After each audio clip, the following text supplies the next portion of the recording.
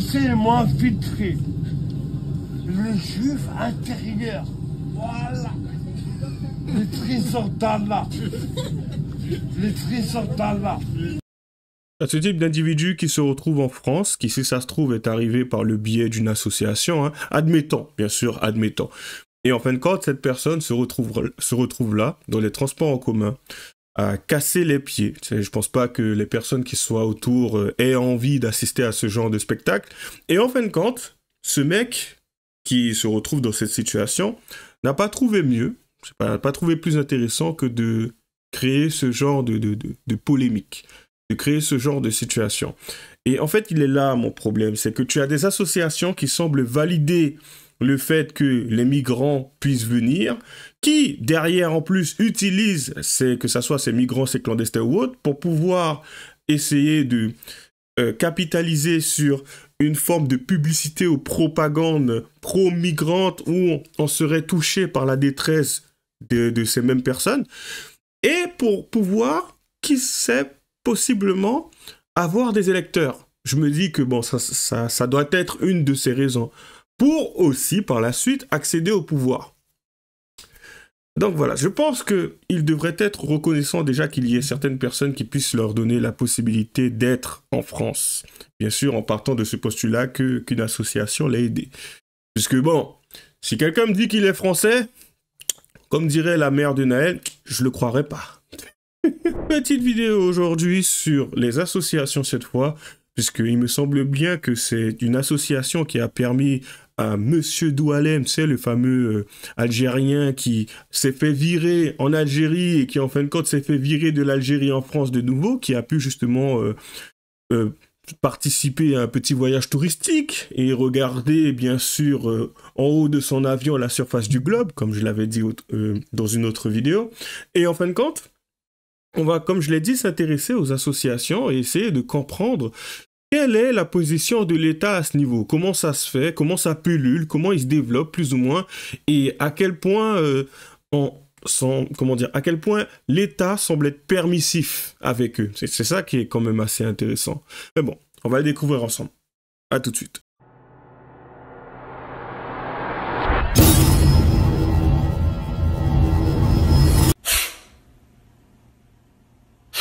Allez, on commence tout doucement avec une petite vidéo de Vincent Lapierre, une vidéo qui date de 2 ans maintenant, il me semble bien, je la cherchais cette vidéo, je l'ai retrouvée, où ben justement il s'est retrouvé face à une petite tente et tout, ça semblait être une association qui semble défendre les mineurs, les jeunes, les clandestins, les migrants concrètement, ou en tout cas essayer de leur apporter une aide.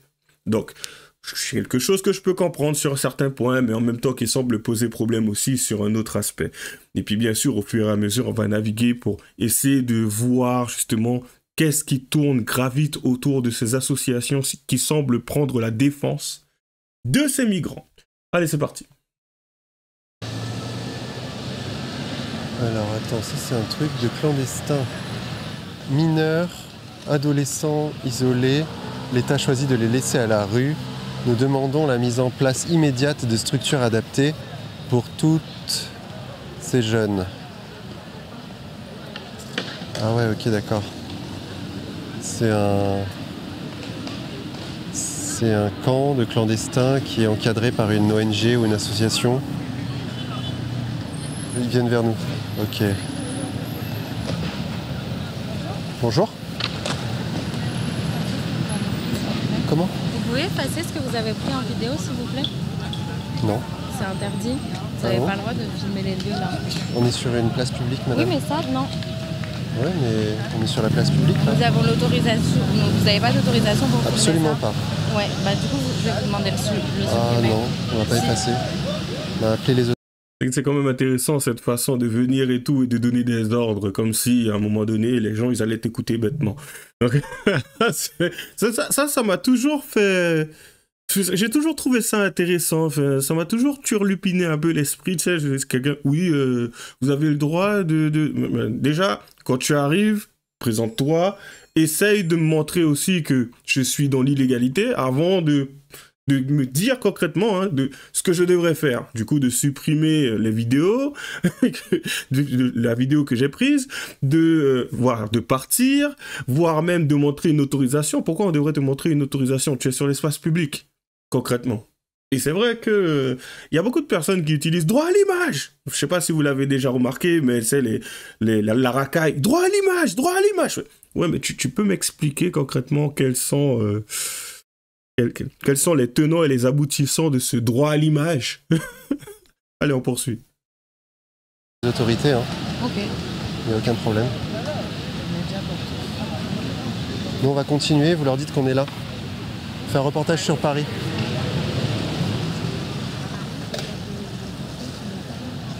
Pas d'autorisation et qui ne veulent pas arrêter de filmer.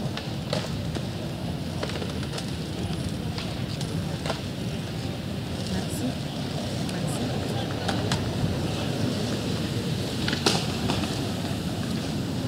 La demoiselle appelle... Je vous appelle parce qu'il y a des personnes qui nous filment à Paris, là, sur la base de la Bastille, sans autorisation de notre part, qui ne veulent pas arrêter. Je m'entends. En fait, ils sont sur l'espace public, ils peuvent rien dire. Vous voulez me les passer? On vous filme pas, mademoiselle. On vous filme pas, il me filme moi. Il me filme moi. C'est sûr que si vous rentrez dans le champ de la caméra, vous serez filmé. Ils veulent pas nous dire. Si on fait, vous m'avez pas demandé, on fait un reportage sur Paris. Comment? Ils veulent pas nous parler, ils veulent... Cette façon de mentir comme ça... Déjà, elle est arrivée, elle ment. Elle ne sait pas de quoi elle parle, elle ment. En fait, c'est grave. Et en plus, t'appelles les forces de l'ordre et tu mens encore en face de la personne. En fait, c'est du délire. Après, pour moi, c'est révoltant parce que je trouve... et en même temps un peu drôle quand j'y pense parce que je me dis, mais... Un minimum, tu sais, les connaissances, c'est ce qui te démarque, entre parenthèses. Tu sais où aller, tu sais comment les choses fonctionnent, à un moment, tu sais comment mettre, et en tout cas, étayer tes propos. Mais balancer des choses à tout va pour essayer de paraître correct et faire en sorte que les gens puissent te donner, t'accorder ce que tu demandes, un peu comme si tu étais Dieu sur terre. Et de base, hein, c'est une association, enfin, en tout cas, ils sont censés aider les clandestins. Mais qu'est-ce que tu leur divulgues comme info? Parce que moi, je me dis concrètement, si tu viens, tu fais que mentir, il y a quoi de viable chez toi? Et ce sont ces personnes qui sont soi-disant pro-humanistes, en tout cas qui essayent d'aider les autres. Purée, bref.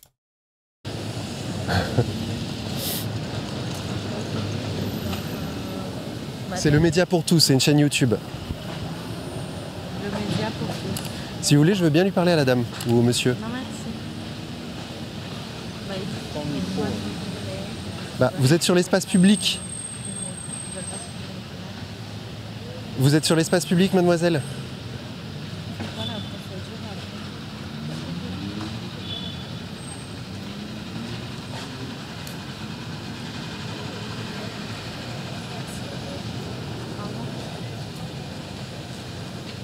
Du coup, c'est bon?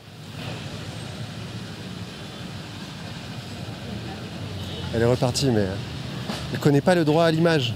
Donc sachez-le, en fait, dans l'espace public, vous ne pouvez pas interdire à quelqu'un de filmer. Vous êtes dans l'espace public. Si on l'a filmé, elle, précisément, zoomée, là, on n'aurait pas le droit. Là, ça relève du droit à l'image. Mais vu qu'elle est sur l'espace public, sur le trottoir, vous ne pouvez pas empêcher quelqu'un de filmer la Tour Eiffel parce que vous êtes dans la Tour Eiffel. C'est impossible. Donc elle ne connaît pas le droit à l'image. Elle a voulu détruire nos images, mais c'est pas possible. Vous ne pouvez pas laisser faire. Ah, c'est dramatique. Mais on poursuit. Il fallait que je montre quand même cette petite partie avec... Après, bon, je ne pense pas que ça soit toutes les associations qui soient comme ça. J'ai besoin de le dire, donc je le dis. Voilà, au moins, certains comprendront que je cherche pas à véhiculer une mauvaise image. Mais je pense que ce genre de cas de figure, c'est quelque chose qui est quand même répandu, surtout dans les associations de gauche. Mais après, tu sais, à ce niveau-là, j'avoue et j'admets, ce n'est qu'un ressenti. J'avoue, ce n'est qu'un ressenti. Donc voilà, je n'ai pas été confronté à différentes associations, je me contente de relayer des informations et bien sûr, je me baserai simplement sur mon expérience personnelle. Donc voilà, je précise. C'est toujours important. Je me suis infiltré au cœur de l'extrême gauche. Ce qui était quand même assez intéressant lorsque c'était sorti le 10 avril 2024. Allez, on poursuit. Je Je m'appelle Pauline Condomine, je suis journaliste à Livre Noir et pendant plusieurs mois, j'ai infiltré des groupuscules, des collectifs et des associations d'extrême gauche. Je me suis rendue à Urgence Palestine, un collectif pro-Hamas et antisémite, au soulèvement de la Terre que l'on connaît tous depuis les événements de mars dernier à Sainte-Soline, dans la ZAD de l'A69 où des militants qui se prennent pour des écureuils ont construit des cabanes dans les arbres. À dernière rénovation, ce sont les militants qui bloquent les routes et qui jettent de la soupe sur des tableaux de maîtres comme la Joconde, dans des collectifs de sans-papiers qui instrumentalisent les migrants, comme d'ailleurs à Utopia 56 que j'ai également infiltré. Je suis aussi allée dans le groupe Antifa qui s'appelle La Horde, vous savez c'est un groupe militant qui fait du fichage à des militants qui considèrent d'extrême droite. Je suis également allée dans l'AG Féministe Paris Banlieue, un groupe féministe radical qui organise des réunions interdites aux hommes cisgenres hétérosexuels, où j'ai d'ailleurs vu des hommes se faire expulser de réunions. Et enfin, je me suis rendue dans des associations LGBT comme Outrance, qui endoctrinent les enfants, et des groupuscules qui sont là pour faire exploser les centres de rétention administrative où sont retenus les migrants expulsables et clandestins. Toutes ces enquêtes, vous pouvez les retrouver dans ce magazine, disponible dès aujourd'hui en kiosque. Achetez-le et soutenez-nous. Pas étonnant aujourd'hui que la société soit gangrénée. Totalement. Franchement, ça redevient plus, flippant. Puisque à un moment donné, on le voit de plus en plus, que ça soit la justice, que ça soit les assos. Peu importe, à partir du moment où tu es français, et désolé, mais tu es blanc, ça devient de plus en plus compliqué. Tu comprends pas pourquoi on te refuse certaines choses, pourquoi certaines de tes procédures prennent du temps. C'est juste particulier. Et après, certains parleront encore de racisme ou ce genre de choses. Mais enfin bref, de racisme dans les institutions. Je peine à le croire aujourd'hui. Puisque je vois la tendance s'inverser de plus en plus. Donc voilà, mais on poursuit. Pendant ces expériences-là, j'ai eu affaire, forcément, comme on était en région parisienne, à beaucoup de migrants et migrantes. Le premier point, c'est que j'ai eu affaire à pas mal de jeunes filles migrantes qui ont subi des et qui n'ont pas porté plainte. Ces viols, elles me les ont racontés. C'est un peu toujours le même schéma. C'est sur le parcours migratoire, donc entre leur pays d'origine, au cours des différentes étapes de voyage jusqu'à la France, mais aussi en arrivant en France, qu'elles ont subi des violences graves que je peux pas trop décrire là. Et ça peut être reconnu par certaines ONG qui aiment bien dire que sur leur parcours migratoire, elles ont vécu des choses, mais ces ONG ont du mal à dire que ces événements traumatiques ont lieu aussi encore sur le sol français. Donc ils ont encore lieu sur le sol français. Voyez-vous, c'est encore plus intéressant d'entendre ce genre de choses, parce que ça renvoie, comme je l'ai dit, à cette idée où il y a quelque chose qui se passe, encore une fois en sous-marin, dans ce genre de situation, des choses dont bien sûr personne ne nous remonte les histoires macabres ou autres et tout, pour essayer de laisser penser que la problématique viendrait de dehors, alors que le problème, ce qui gangrène justement la société et qui touche aussi malheureusement les migrants, puisque eux, ils se contentent de venir en pensant trouver un Eldorado, mais en fin de compte, lorsqu'ils viennent ici, c'est encore pire. Du coup, que pouvons-nous faire?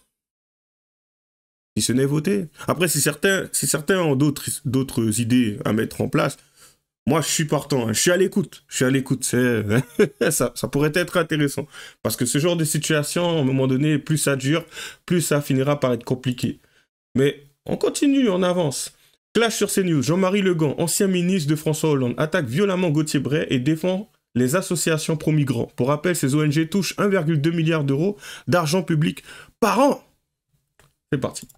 Le deuxième point, moi je peux pas laisser dire que les associations, les amalgames qui sont faits entre des associations, on peut ne pas être d'accord et ne pas souhaiter qu'elles se développent, mais qui vont faire du secours à un certain nombre de gens qui se noient dans la mer et les assimiler aux passeurs. Si tel était le cas, j'imagine que le ministre de l'Intérieur celui-là, un autre et quelques autres feraient. Non, ils iraient devant l'article 40. Ils iraient devant l'article 40. Il y aurait des procès, il y aurait des incriminations. Il n'y a pas un ministre de l'Intérieur qui ne vous dit pas en privé qu'il y a un problème avec les associations, parfois financées notamment par la mairie de Paris et qui font le jeu des passeurs. Mais ne mettez pas le débat sur le sauvetage en mer. Mais si, monsieur, vous avez dit des choses qui sont extrêmement graves. Vous les avez incriminées au plan pénal. Eh bien, à ce moment-là, portez plainte. Mais arrêtez. Portez plainte. Et si vous croyez que monsieur Retailleau... Quoi, on ne peut pas porter plainte? Non mais arrêtez de Qu'est-ce que vous voulez dire? Mais non, mais je suis désolé. Vous venez de dire que vous avez des informations particulières, que les ministres vous disent en particulier qu'il y a effectivement des associations subventionnées qui font du trafic de passage. Si c'est le cas, je pense que ce ministre de l'Intérieur et le précédent auraient déposé plainte et auraient mené des incriminations par la police judiciaire. Si ce n'est pas le cas, ce sont des accusations qui ne sont pas fondées. J'ai dit que tous les ministres de l'Intérieur vous disent en privé, non pas qu'ils participent directement au trafic d'êtres humains, j'ai dit qu'ils l'alimentent avec évidemment leur militantisme et que d'ailleurs ils se servent de ces personnes qui sont sans papier. Quand ils font des actions devant la mairie de Paris avec des tentes qu'ils mettent devant la mairie de Paris pour réclamer un droit au logement et qu'ils forcent ces migrants à être là à ce moment-là et qu'ils appellent les médias pour filmer la détresse humaine et la mettre en scène, évidemment qu'ils participent à ce drame où le premier maillon de la chaîne, c'est le passeur qui fait du trafic d'êtres humains. Évidemment que là-dessus, on peut pointer une chaîne qui va... Tous les gens qui ne sont pas d'accord avec vous sur le code de la nationalité participent au passage... J'ai jamais dit ça. Vous êtes ridicule de dire ça. Vous êtes juste ridicule de dire ça. J'ai jamais dit ça. J'ai jamais dit ça. Non mais vous criez pour rien. C'est vous qui criez tout à l'heure. Vous criez pour rien. Je dis une chose absolument factuelle. Je dis une chose absolument... militantisme, vous êtes pas mal. Non mais arrêtez. Non, Gauthier Louette, j'entends que ce débat se déroule dans de bonnes conditions, avec le respect des uns et des autres. Ce que je dis est une évidence, c'est tout. C'est quand même intéressant de voir comment... Il est du Parti Socialiste, ce mec. Il me semble bien, il est du Parti Socialiste. Comment il semble négliger, ou comment il semble jouer la sourde oreille, ou peut-être l'autruche, ou peut-être qu'il a justement quelque chose à gagner dans cette histoire. Mais c'est d'une évidence. Parce que justement, je voulais retrouver cette fameuse vidéo où quelqu'un en parlait, quelqu'un l'expliquait. C'était, je crois, un SDF, un mec qui expliquait que par moment, les appels et tout, pour pouvoir participer à certaines choses et faire certaines choses, pour avoir la possibilité à un moment donné de bénéficier de, que ça soit d'un toit ou de l'argent ou de manger ou de ce genre de choses, de pouvoir s'approvisionner. Et donc du coup, si tu ne souhaites pas participer, forcément, on ne te donne rien.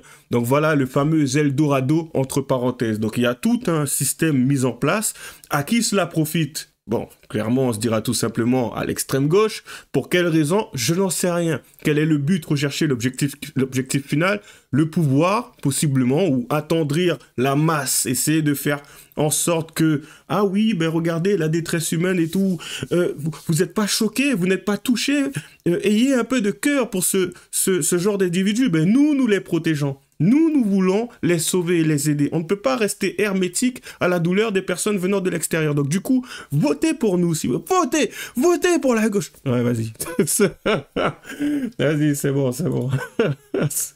On poursuit. Donc voilà, je dis pas qu'il y a que ce type d'individus, mais c'est toujours intéressant de les montrer. Parce qu'en ce moment, c'est ce qui pilule de plus en plus. Il y en a très peu. Tu sais, comparé à la population, il me semble, on est, si je me rappelle bien, je me rappelle plus, excusez-moi, les statistiques. Alors, pour ce qui est de la population, il me semble qu'on est à 10%, 10,7% de la population totale. Donc voilà. Donc ça représente 7,3 millions d'immigrés. Et ça, c'était le 1er janvier 2023. On est en 2025. Les choses ont dû pas mal évoluer. Et ça, c'est simplement par rapport aux personnes qui ont été recensées. Donc pour ceux qui ne le sont pas, c'est peut-être problématique. Donc ça veut dire qu'il y a beaucoup plus, si ça se trouve, de 7,3 millions d'immigrés. Donc pour ce qui est de la population étrangère, on est à 5,6 millions de personnes. Donc ça veut dire des personnes qui sont sur le sol français, mais qui n'ont pas acquis la nationalité, ou qui sont nés de parents étrangers. Donc voilà. Du coup, voilà la problématique à laquelle nous sommes confrontés. Mais bon, on poursuit. Le juif intérieur. Voilà. Les tri sont là. Les tri sont là. Les Français ils m'ont infiltré. Un CGM, la poste, transport. Les Français ils m'ont infiltré. Donc voilà le type d'individu que vous aurez peut-être à vous coltiner en fonction des endroits où vous irez. Et vous voyez, des patriotes espagnols attaquent un appartement occupé illégalement par des immigrés qui vendaient de la drogue. La patience est à bout. Donc voilà, tu sais, les Espagnols ont décidé de mettre la main à la pâte, tu vois, le pied dans l'étrier, si c'est ça le dicton. Je sais pas, je suis pas sûr, vous me corrigerez. Allez, c'est parti.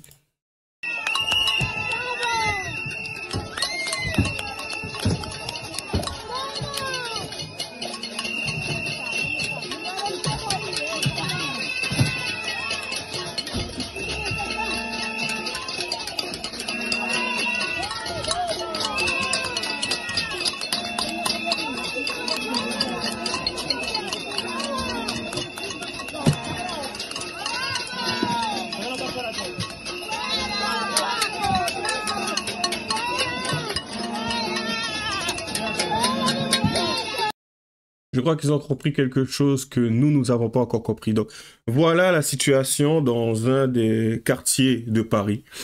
Donc, c'est parti. Il y a un transfert de population de la salle de prière qui était de l'autre côté qui va venir ici. C'est-à-dire que la salle de prière, elle a fait un bond de 200 mètres. Voilà. Et entre le collège Giacometti, les immeubles sociaux, la politique du logement insensée menée par la ville de Paris et la crèche, on n'a pas du tout envie de voir une salle musulmane s'installer là, dans ce quartier qui est déjà très sensible, et nous y émettons un avis très défavorable. Ça vous a surpris le fait de ne pas avoir été mis au courant, vous, en tant qu'habitant du quartier et président d'une association ? On n'a pas été surpris parce que c'est la méthode de fonctionnement de la mairie du 14e, de la mairie socialiste depuis qu'ils sont en place, et en particulier au 2e et au 3e mandat, où on est mis systématiquement devant le fait accompli, où les conseils de quartier sont verrouillés par les sbires de la mairie, où les sujets concernant la sécurité sont interdits d'être inscrits à l'ordre du jour, et on ne peut pas aborder ces questions-là, c'est impossible. Concrètement, comment est-ce que vous avez appris qu'une salle de prière allait s'installer dans votre quartier, à une rue de chez vous? Eh bien, on l'a appris parce que des travaux étaient en cours et qu'on a interrogé les ouvriers pour leur demander qui allait venir s'installer là. Et c'est eux qui nous ont appris que c'était le projet d'installation de la future salle de prière. Sinon, aucun communiqué, aucune information de la mairie n'avait filtré. Le projet était absolument secret. Vous avez été mis de fait devant le fait accompli, si je... Oui, c'est la technique de la mairie du 14e, c'est le fait du fait accompli. Il fonctionne comme ça, puis une fois que c'est fait, c'est bon, il faudra faire avec. C'est triste, hein. Voyez-vous, là, c'est une association encore. L'association du comité des résidents de Plaisance-Pernetti. Pourquoi eux, apparemment, ne semblent pas avoir autant de privilèges? Déjà, ne serait-ce qu'au niveau de la communication. C'est un peu normal. C'est le mec, il s'agit de son quartier. Je pense qu'il est là depuis quand même pas mal de temps. Il s'agit quand même d'une certaine population. Mais en fin de compte, certaines choses se font, comme d'habitude, sans pour autant qu'ils aient accès à l'information. Donc voilà, donc certaines populations, le mec il n'est pas spécialement, je pense pas qu'il soit spécialement de droite, je pense pas qu'il soit spécialement de centre ou autre, je n'en sais rien, mais clairement c'est juste de la façon dont il a expliqué un ras-le-bol. Il y a quand même pas mal de choses qui sont mises en place, des choses pour lesquelles ils ne sont pas d'accord, il a juste expliqué qu'il ne voulait juste pas ça en plus. C'est un cumul, c'est un ras-le-bol. Mais bon, certains ont décidé de se passer de... Bon, je dirais pas de son accord, mais en tout cas, de l'idée même de lui transmettre l'info. Enfin, vous voyez la situation à l'heure actuelle. Et après, s'il y a un soulèvement, certains trouveront la vie bizarre, mais enfin... Comme d'habitude, lâchez les j'aime pas, les commentaires. Les liens seront dans la description. Bonne chance à nous. À la prochaine.